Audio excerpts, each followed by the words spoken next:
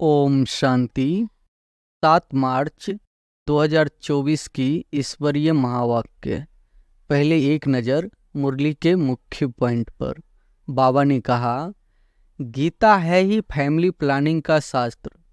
गीता से ही बाप नई दुनिया की स्थापना करते हैं। गीता में भगवान साफ बतलाते हैं कि मैं आता ही हूँ एक धर्म की स्थापना करने, बाकी अनेक सब धर्मों का विनाश करने। तो इससे फैमिली प्लानिंग नंबरवार हो जाएगी, सारे सृष्टि पर जय जयकार हो जाएगी और एक आदि सनातन धर्म की स्थापना हो जाएगी। तुमने मुझे बुलाया ही इसलिए है कि आकर फैमिली प्लानिंग करो, अर्थात पतित फैमिलीज को वापस ले जाओ, पावन फैमिली की स्थापना करो। पारलौकिक बाप तो सतयुगी प्लानिंग फर्स्ट क्लास करते हैं, कांटों के जंगल को ही खलास कर देते हैं। इस सारे बमभोर को आग लग जाती है। यह धंधा तो बाप का ही है। और फिर बाबा ने कहा, बोलो, यह कोई तुम मिनिस्टर का काम नहीं है, यह तो ऊंच से ऊंच बाप का काम है। इन देवताओं के राज्य में एक धर्म, एक राज, एक भाषा थी। कितने थोड़े मनुष्य थे। लक्ष्मी नारायण का चित्र दिखाना चाहिए। यह फैमिली प्लानिंग बाप ने ही की थी, अब फिर कर रहे हैं। इनके राज्य की स्थापना हो रही है, डीटी डिनेस्टी की स्थापना हो रही है, बाकी सब विनाश हो जाएंगे। तुम कहते भी हो कि हे पतित पावन आओ, हमको पावन बनाओ। सदगति दाता बाप ही है। सदगति अर्थात सतयुगी मनुष्य। पहले पहले यह देवी देवता बहुत थोड़े थे, फर्स्ट क्लास धर्म था। बाबा फूलों की फर्स्ट क्लास प्लानिंग बनाते हैं। और फिर लास्ट में बाबा ने कहा, जब जब धर्म की गलानी होती है, आसुरी राज्य होता है, तब तब आकर इन सबको खलास कर देवी राज की स्थापना करता हूँ। मनुष्य तो अज्ञान की नींद में सोए पड़े हैं, यह सब विनाश हो जाएगा। तुम बच्चों को अब यही ईश्वरीय धंधा करना चाहिए, सबको समझाना चाहिए। सब आसुरी नींद में सोए पड़े हैं, उनको जगाना चाहिए। गोरा बनाकर औरों को भी बनाए। बुरे कर्म करने से बुरा जन्म मिलता है। कर्मों की गति तो चलती रहती है। अब बाप तुमको अच्छे कर्म करना सिखलाते हैं। बाप कहते हैं, नाम रूप से देखो ही नहीं, तुम भाई भाई को देखो। बड़ी मंजिल है, विश्व का मालिक बनना है। बाप तो एवर पावन है। तुम फिर 21 जन्म पावन रह, फिर 63 जन्म पतित बन जाते हो। समझाने में इतना मस्त बनना चाहिए। अब सुनते हैं महावाक्यों को विस्तार से। मुरली का सार है, मीठे बच्चे, बाप का कर्तव्य है कांटों के जंगल को खलास कर फूलों का बगीचा बनाना। इससे ही नंबर 1 फैमिली प्लानिंग हो जाती है। प्रश्न है, फैमिली प्लानिंग का फर्स्ट क्लास शास्त्र कौन सा है और कैसे? उत्तर है, गीता है फैमिली प्लानिंग का फर्स्ट क्लास शास्त्र, क्योंकि गीता द्वारा ही बाप ने अनेक धर्म विनाश कर एक धर्म स्थापन किया। गीता में ही भगवान के महावाक्य है, काम महाशत्रु है। जब काम शत्रु पर जीत पा लेते हो तो फैमिली प्लानिंग सदा हो जाती है। यह एक बाप का ही काम है, किसी मनुष्य का नहीं। ओम शांति। शिव भगवान वाच। बाप बैठ रूहानी बच्चों को समझाते हैं। इस दुनिया को तो आसुरी दुनिया जरूर कहेंगे, नई दुनिया को दैवी दुनिया कहेंगे। दैवी दुनिया में मनुष्य बहुत थोड़े रहते हैं। अब यह राज भी किसी को समझाना चाहिए। जो फैमिली प्लानिंग के मिनिस्टर होते हैं, उन्हों को समझाना चाहिए। बोलो, फैमिली प्लानिंग की ड्यूटी तो गीता के कथन अनुसार एक बाप की ही है। गीता को तो सब मानते ही है। गीता है ही फैमिली प्लानिंग का शास्त्र। गीता से ही बाप नई दुनिया की स्थापना करते हैं। यह तो ऑटोमेटिकली ड्रामा में उनका पार्ट नोंधा हुआ है। बाप ही आकर के आदि सनातन देवी देवता धर्म की स्थापना करते हैं अथवा प्योर नेशनलिटी की स्थापना करते हैं, अपने को देवी देवता धर्म का ही कहेंगे। गीता में भगवान साफ बतलाते हैं कि मैं आता ही हूँ एक धर्म की स्थापना करने, बाकी अनेक सब धर्मों का विनाश करने। तो इससे फैमिली प्लानिंग नंबर 1 हो जाएगी, सारे सृष्टि पर जय जयकार हो जाएगी और एक आदि सनातन धर्म की स्थापना हो जाएगी। अब तो बहुत मनुष्य होने के कारण बहुत किचरा हो पड़ा है। वहाँ के जानवर पंछी आदि सब फर्स्ट क्लास होंगे, जो देखने से ही दिल खुश हो जाए। डरने की बात नहीं।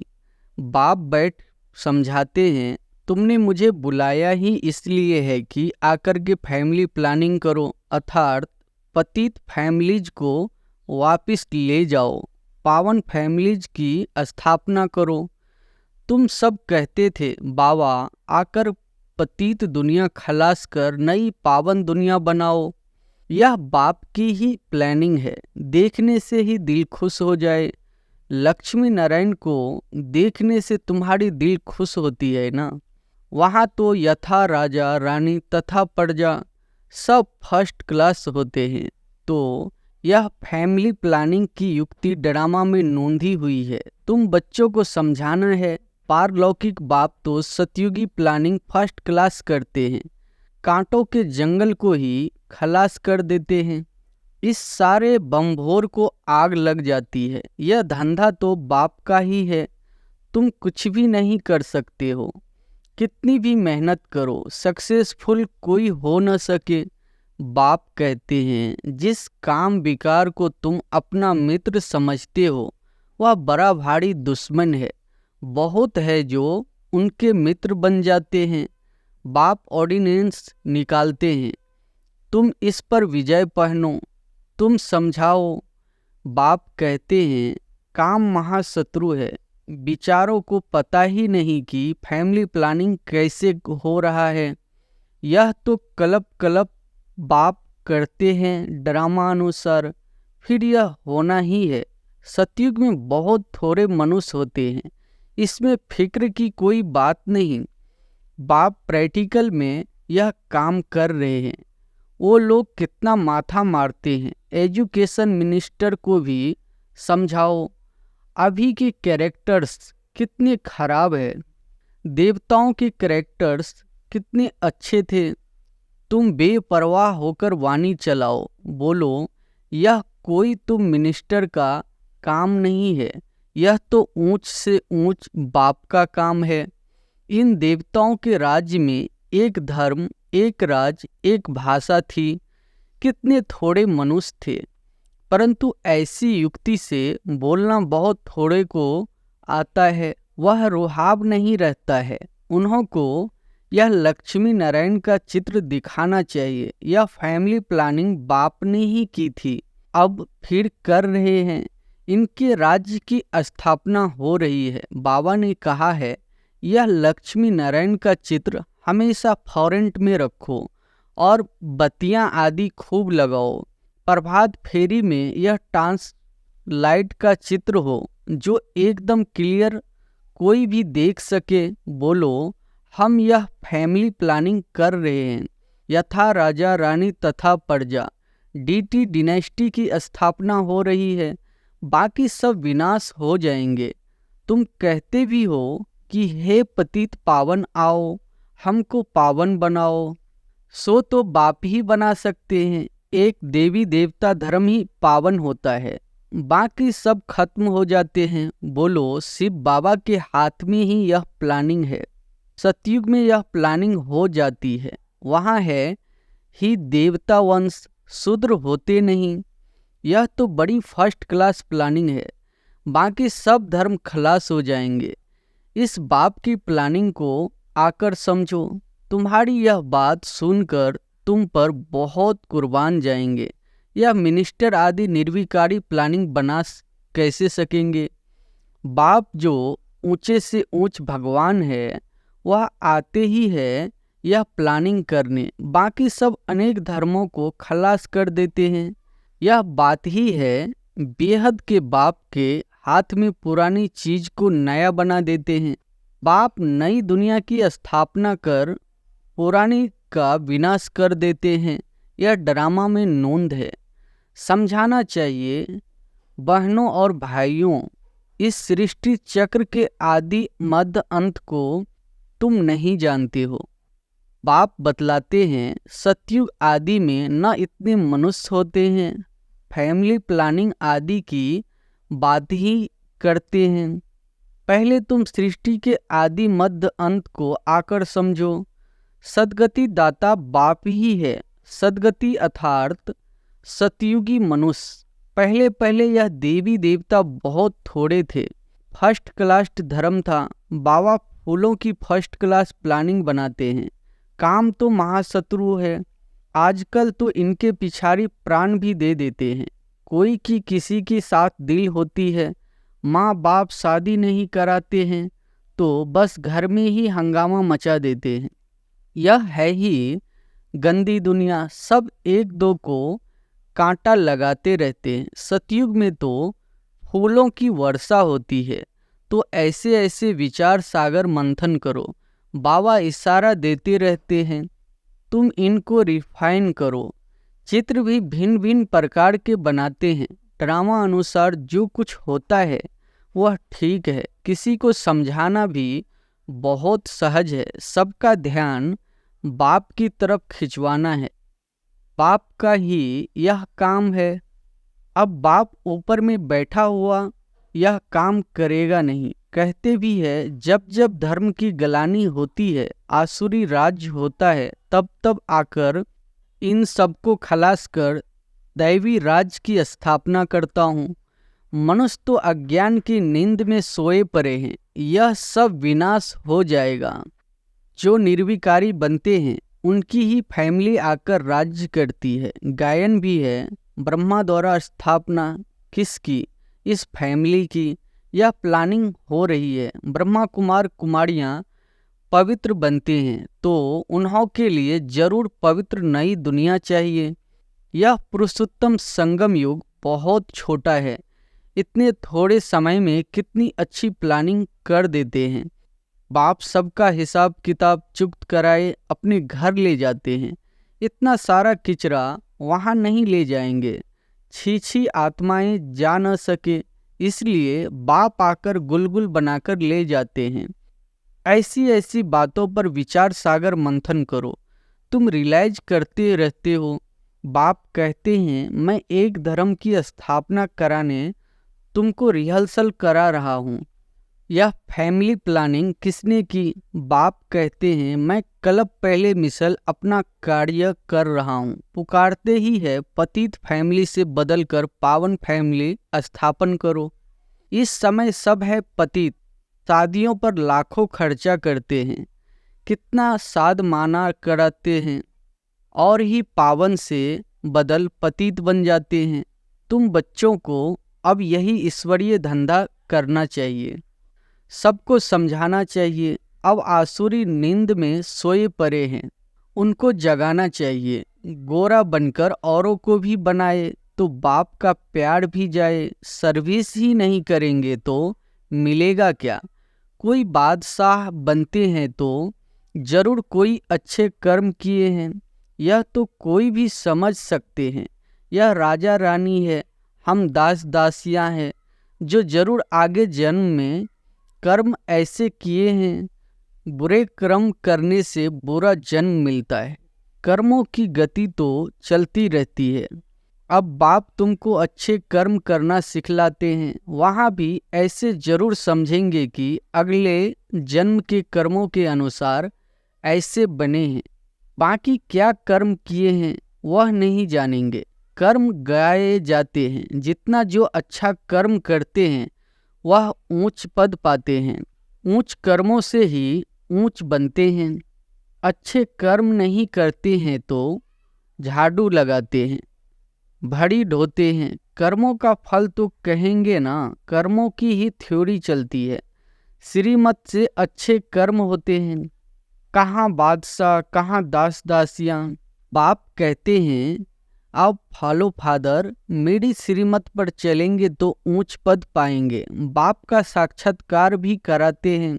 यह मम्मा बाबा, बच्चे इतने ऊंच बनते हैं, यह भी कर्म है ना। बहुत बच्चियां कर्मों को समझती नहीं है। पिछाड़ी में साक्षात्कार सबको होगा। अच्छी तरह पढ़ेंगे लिखेंगे तो नवाब बनेंगे, रोलेंगे पीलेंगे तो होंगे खराब। यह तो उस पढ़ाई में भी होता है। भगवान वच, इस समय सारी दुनिया काम चिता पर जल मरी है। कहते हैं स्त्री को देखने से अवस्था बिगड़ती है, वहाँ तो ऐसे अवस्था नहीं बिगड़ेगी। बाप कहते हैं नाम रूप देखो ही नहीं, तुम भाई भाई को देखो। बड़ी मंजिल है, विश्व का मालिक बनाना है। कभी किसकी बुद्धि में नहीं होगा यह लक्ष्मी नारायण विश्व के मालिक कैसे बने। बाप कहते हैं मैं तुमको स्वर्ग का मालिक बनाता हूँ। यह लक्ष्मी नारायण सर्वगुण संपन्न थे। आजकल जिनका तुम नया ब्लड समझते हो वह क्या करते रहते हैं। क्या गांधी जी यह सिखाकर गए? रामराज बनाने की भी युक्ति चाहिए। यह तो बाप का ही काम है। बाप तो एवर पावन है। तुम फिर 21 जन्म पावन रह फिर 63 जन्म पतित बन जाते हो। समझाने में इतना मस्त बनना चाहिए। बाप बच्चों को समझाते रहते हैं, बच्चे पावन बनो। अच्छा, मीठे मीठे सिकी लधे बच्चों प्रति माता पिता बाप दादा का याद प्यार और गुड मॉर्निंग। रूहानी बाप की रूहानी बच्चों को नमस्ते। धारणा के लिए मुख्य सार है। पहली पॉइंट, अपनी अवस्था सदा एक रस अडोल बनाने के लिए किसी के भी नाम रूप को नहीं देखना है। भाई भाई को देखो, दृष्टि को पावन बनाओ, समझाने में रुहाव धारण करो। दूसरी पॉइंट है, बाप का प्यार पाने के लिए बाप समान धंधा करना है। जो आसुरी नींद में सोए हुए हैं उन्हें जगाना है, गोरा बनकर दूसरों को बनाना है। वरदान है, अपने सरल स्वभाव और शुभ भाव द्वारा भोलानाथ बाप के प्यार का अनुभव करने वाले आकर्षण मूर्त भव। अपने सरल स्वभाव और शुभ भाव द्वारा भोलानाथ बाप के प्यार का अनुभव करने वाले आकर्षण मूर्त भव। भोलानाथ बाप को सबसे प्रिय भोले बच्चे हैं। भोले अर्थात जो सदा सरल स्वभाव, शुभ भाव और स्वच्छता संपन्न मन और कर्म दोनों में सच्चाई और सफाई वाले हैं। ऐसे बच्चे आकर्षण मूर्त बन बाप को भी अपने ऊपर आकर्षित करते हैं। भोलानाथ बाप ऐसे सरल स्वभाव भोले बच्चों के गुणों की माला सिमरन करते हैं। भगवान को भोलापन प्यारा है। आप बच्चों ने अपने भोलेपन से ही भगवान को मोह लिया, उन्हें अपना बना लिया। स्लोगन है, अपने चेहरे और चलन से गुण व शक्तियों की गिफ्ट बांटना ही शुभ भावना, शुभ कामना है। अच्छा, ओम शांति।